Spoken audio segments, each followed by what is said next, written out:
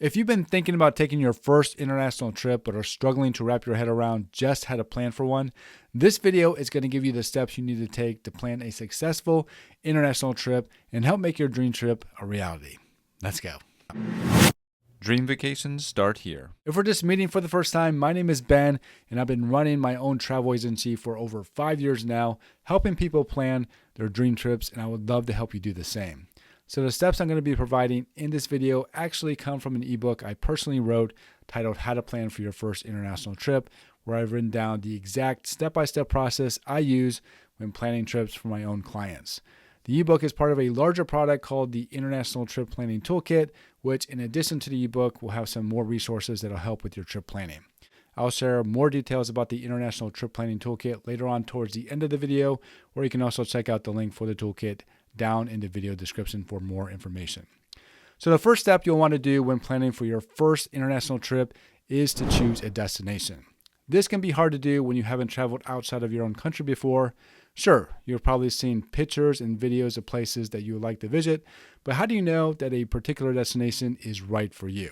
The important thing to do is to think about the type of trip that you would like to have. Are you wanting to have a more relaxed, slower paced trip to help you distress from work or just from everyday life? If that's the case, then maybe a beach resort or a cabin in the mountains would be a good fit for you. Or maybe you're seeking adventure, then I would probably steer you towards exploring New Zealand, Iceland, Switzerland, or even an African safari.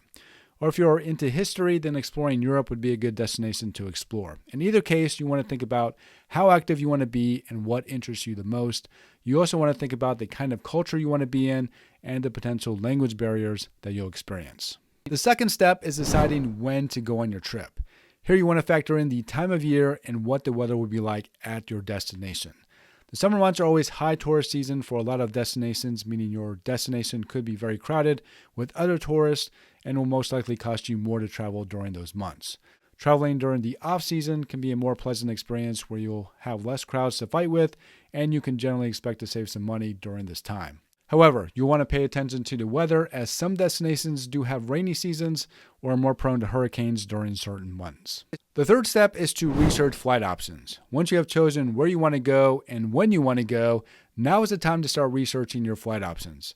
Since airfare is going to be a big part of the cost of your trip, doing this early on in the process is going to help you decide whether the price of airfare is going to fit within your budget and for how long you'll be able to travel for. As far as what you should use to research flight options, I generally like to use Google Flights as a starting point. Here you'll be able to use the calendar view to see which days would be the cheapest to travel on. However, using other third-party websites like Expedia, Kayak, and Skyscanner would also be good options. Once you find the flights that work best for you, you want to save these flight options and hold off booking these flights until you've gone through the rest of the steps. Doing this will allow you to create a trip that fits within your budget. Also, once it's time to book your flights, I recommend booking directly with the airline rather than a third-party website like the ones I mentioned earlier. The reason being is that if you experience an issue with your flight, I would much rather deal directly with the airline rather than trying to resolve it through a third-party supplier. The fourth step is to research required documents. If you don't have a passport yet, you'll need to apply for one in order to travel internationally. Now, sometimes that's all you'll need to be able to travel to another country, but other documents that may be required are a visa or a travel authorization or both. Some countries just require a tourist visa in addition to your passport, while other countries like the US require you to apply for a travel authorization even if you're just passing through the country on your way to another one. The fifth step is choosing your accommodations. Once you have settled on the dates of your trip and have your potential flights chosen, with pricing, you can now start to plan for how much you want to spend on your accommodations. Knowing how much you want to spend in this category is really going to help you narrow down your choices, as you can easily be overwhelmed with the number of options available. I'm not going to go into detail about all the different types of accommodations you can choose from in this video, but I do have all those listed in my ebook. Some of the hotel options you can choose from are full-service hotels, boutique hotels, luxury hotels, resort hotels, eco-friendly hotels, and apart hotels, just to name a few. Other options include bed and breakfast, vacation rentals, and hostels. The sixth step is how to search and choose an accommodation. Unlike when booking flights, I think it's okay to book your hotels through a third-party site, but there can be also benefits when booking directly with the hotel, such as added amenities or even a better deal than what is offered on a third-party site. So you want to do your research to find the best deal. If you have travel reward points to use, definitely use those points using the booking website associated with your travel rewards. If you're loyal to one brand of hotel and have a membership with them, booking with that brand can give you added benefits such as free upgrades, free nights, and even discounts on food and other amenities that the hotel offers. The 7th step is when to book your flights and accommodations. Now that you have your flights and accommodations picked, the next step is to book them. Booking flights can be kind of a moving target. Generally, booking between 3 and 6 months for an international flight will get you the best pricing, but other factors that can impact the price of a flight is overall demand for your destination and the time of year you'll be traveling on. If you'll be traveling during the high peak tourist season, then booking sooner than later will be best. Traveling during the off-season will afford you the option to wait and see if airfare will drop even more without the risk of the airfare rising dramatically. When it comes to booking accommodations, the best time to book will depend on a few factors. First, if you're booking a vacation rental, the earlier you can book, the better. The best vacation rentals get booked up to a year in advance, so the sooner you can book those, the better. Booking a hotel or resort will depend on the time of year and the popularity of the hotel or resort you'll be staying at. If you're trying to book into a top-rated hotel or resort during the peak of tourist season, it'll be best to book 3 to 6 months out. The 8th step is booking excursions and tours. You may very well enjoy exploring on your own, but if you want to level up your travels, booking a tour or two or even some excursions are a great way to go.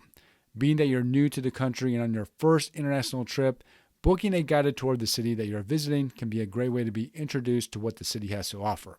This will give you a great idea of what you used to spend most of your time exploring while in the city. The good thing about booking tours and excursions is that most of them include transportation.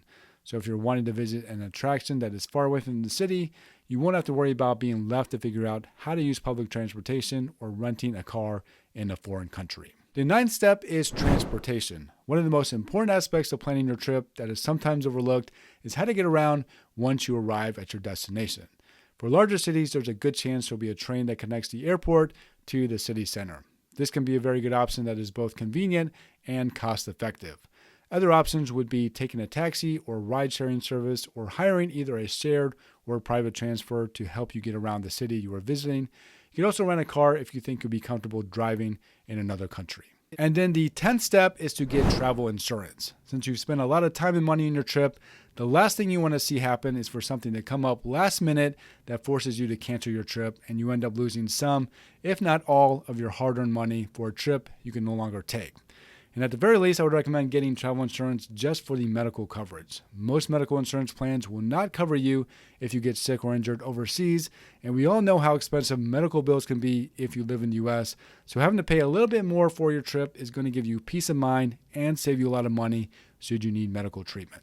So I just gave you the 30,000-foot overview of the steps I use to plan for an international trip. My ebook goes into much greater detail and provides a lot more information and specific resources that you can use to book every element of your trip. If you're interested in getting the full version of the ebook, head to the internationaltripplanningtoolkit.com for more details, or you can click the link down in the video description.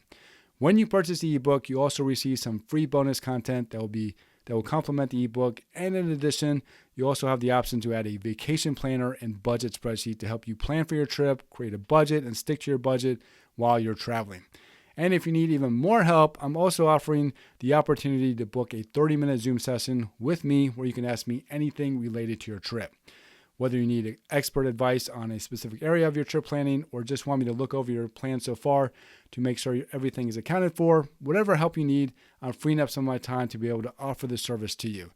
So let me know if you have any questions about the International Trip Planning Toolkit that I can help answer down in the comments. I want to thank you so much for watching this one, and I hope to catch you again in a future video.